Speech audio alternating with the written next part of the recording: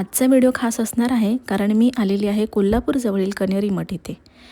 माझा अनुभव खूप छान आहे, तो मला तुमच्यासोबत शेअर करायचा आहे म्हणून मी हा व्हिडिओ बनवलेला आहे। आता जे तुम्हाला दिसतं हे स्वतः त्यांनी कोरीव काम केलेलं आहे, खूप सुंदर।